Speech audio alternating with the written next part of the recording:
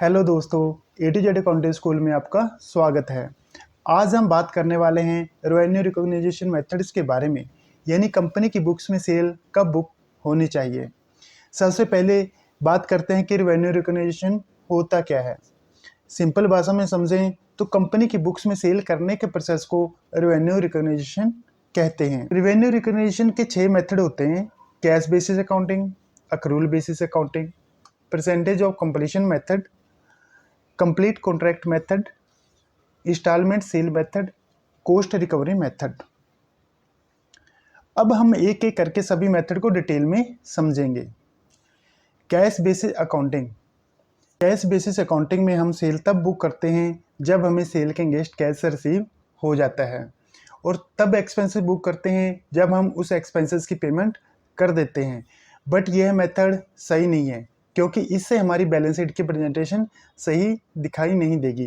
क्योंकि जब हम सेल एक्चुअल में कर चुके होते हैं तब हम उसको अपनी बुक्स में उसका रिवेन्यू बुक नहीं करेंगे। हम रिवेन्यू कब बुक करेंगे? जब हमें उस सेल के अगेंस्ट पेमेंट रिसीव हो जाएगा। और अपनी बुक्स में एक्सपेंसेस भी तभी बुक करते हैं जब हम उस एक्सपेंसेस की पेमेंट करते हैं। तो इससे क्या होगा, हम जैसे फॉर द ईयर अपनी कंपनी की बैलेंस शीट बनाते हैं तो उस बैलेंस शीट की प्रेजेंटेशन सही से नहीं दिखेगी। किसी साल में आपको ज़्यादा प्रॉफिट दिखेगा और किसी साल में आपको ज़्यादा लॉस दिखेगा। रेवेन्यू रिकॉग्निशन का अगला मेथड है अक्रूवल बेसिस अकाउंटिंग। इस मेथड में हम रेवेन्यू तभी बुक कर लेते हैं जब हम उसको कमा लेते हैं, यानी कि जब हमने सेल की तभी उसको अपनी बुक्स में बुक कर लेते हैं। उसका पेमेंट कब रिसीव होगी उसको इग्नोर किया जाता है। ये मेथड ज़्यादा एक्यूरेट माना जाता है आपकी बैलेंस शीट की प्रेजेंटेशन के लिए, और हमारे अकाउंटिंग स्टैंडर्ड में भी इसी को ही अलो किया जाता है।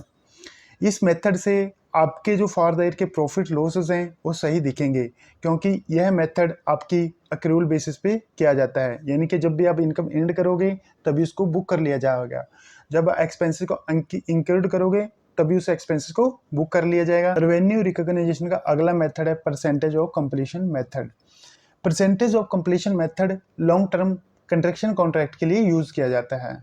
इस मेथड में हम कॉस्ट की रेशो में ही रेवेन्यू बुक कर लेते हैं, क्योंकि कंस्ट्रक्शन कॉन्ट्रैक्ट 1 साल में पूरा नहीं हो पाता, उसको 1 से ज़्यादा साल का समय लगता है।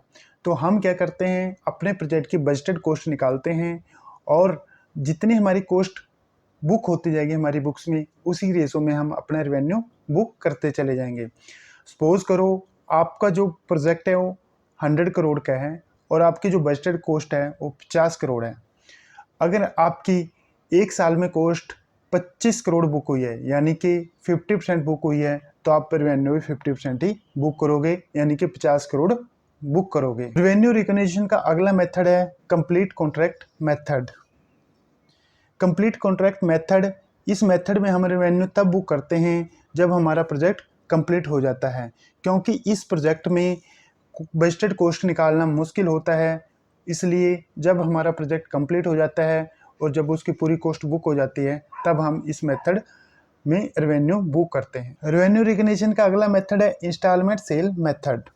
इंस्टॉलमेंट सेल मेथड तब यूज़ किया जाता है जब कंपनी अपना प्रोडक्ट या सर्विस कस्टमर को यूज़ करने के लिए अलो कर देती है, बट कस्टमर उसकी पेमेंट इंस्टॉलमेंट में करता है।